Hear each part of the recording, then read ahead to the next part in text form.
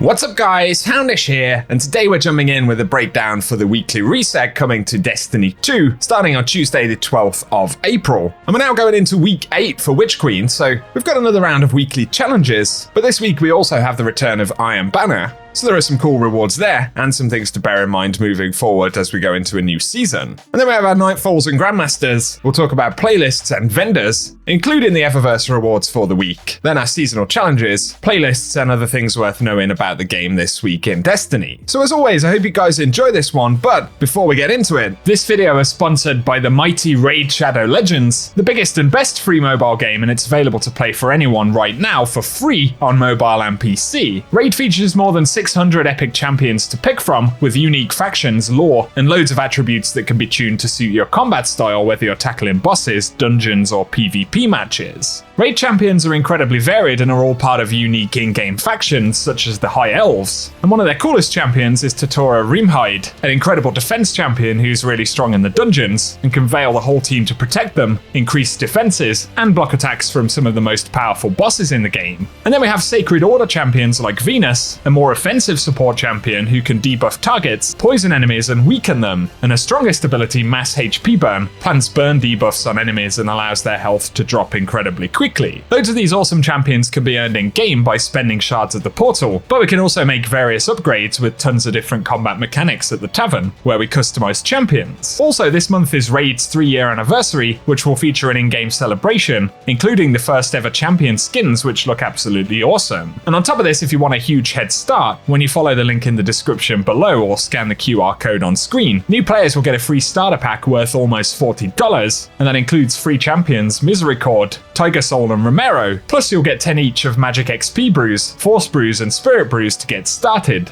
And all of these rewards will appear in your in-game inbox for the next 30 days, so be sure to check out Raid Shadow Legends by clicking the link below. Now though, as we get into Destiny stuff for the week, this week we get bonus Crucible rank points, so if you're leveling up shacks for rewards, it's a good time to play. And the featured Crucible playlist on the main node will be Team Scorched. However, we've also got the return of the Iron Banner for the week. And as far as rewards at this point, we pretty much know the drill. And as well as the wider Iron Banner reward pool, we have access to new weapons from the season, including Frontier's Cry, pretty cool hand cannon there, and the Razor's Edge sword. And a lot of us will still be hunting decent rolls on these weapons. However, also bear in mind for Iron Banner that recently Bungie said the one piece of advice to give players this week is to spend Iron Banner tokens, complete Iron Banner quests, and redeem Iron Banner bounties. And they say they've got some updates to Saladin and how he'll be dishing out rewards, which naturally leads to the retirement of Iron Banner tokens and bounties. And that'll be an update that we see next season. And so we have 2 Iron Banner weeks left to spend tokens for rewards, and that includes this week. On top of this though, they said, we're looking to prevent the abilities bounties for the final Iron Banner before the next season, and they'll be shifting the focus on objective and weapon bounties. And so bear in mind that adjustment for the final Iron Banner, but also those changes to rewards that'll come next season. And once again, definitely spend all of those tokens by the final Iron Banner for the season. Of course, also bear in mind that we won't see trials this week with the Iron Banner active. But moving over to Vanguard stuff, Grandmasters are now available, so if you're completing them for the season, we can continue to do that. But for the featured Nightfall this week, we're going to see the return of Bracca's Zan in the Arms Dealer Nightfall.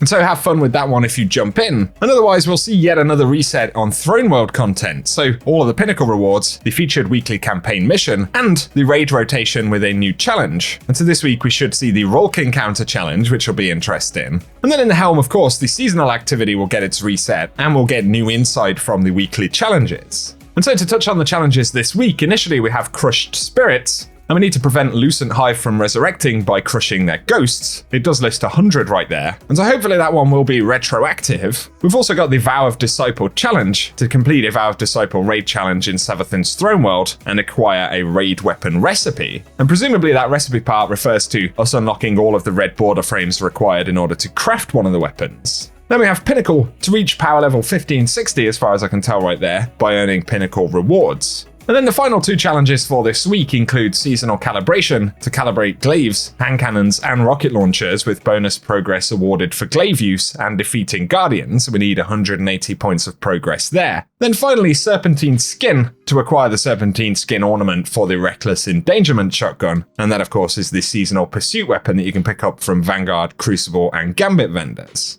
Up next though, we get onto the Eververse rewards for the week, and we're going to focus on the items that we can pick up for Bright Dust. So we have Infinity Cubes initially, and that's a legendary emote available for 700 Bright Dust.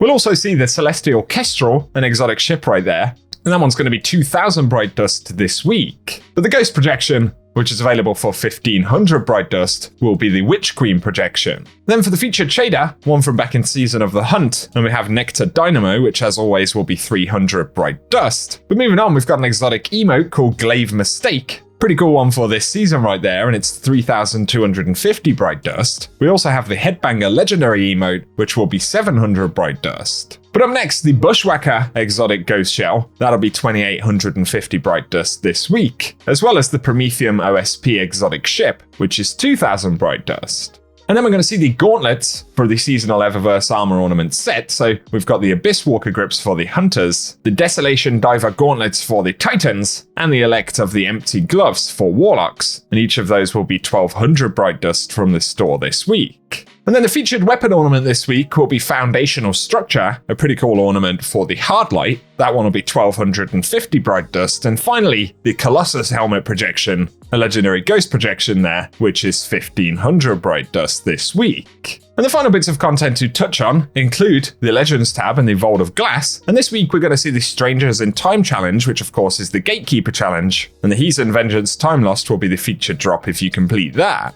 And then in the Dreaming City, if you are completing Ascendant challenges, this week we're going to see the Shattered Ruins in the Spine of Keres. And if you're completing those and you want the route to find the Ascendant challenge this week, we'll run some gameplay at the end of the video. But otherwise for today, guys, that is everything that we have to round up in this one. So as always, I hope you found the video useful. And if you have, be sure to get subscribed to the channel so I can keep you posted with more Destiny content. Let us know if you're diving into Destiny 2 this week down in the comments section, as well as any stuff that you're planning to get done. And also if you've enjoyed the video, a like rating down below really does help us out. But otherwise for today, I appreciate you tuning in, and I'll catch you guys very soon.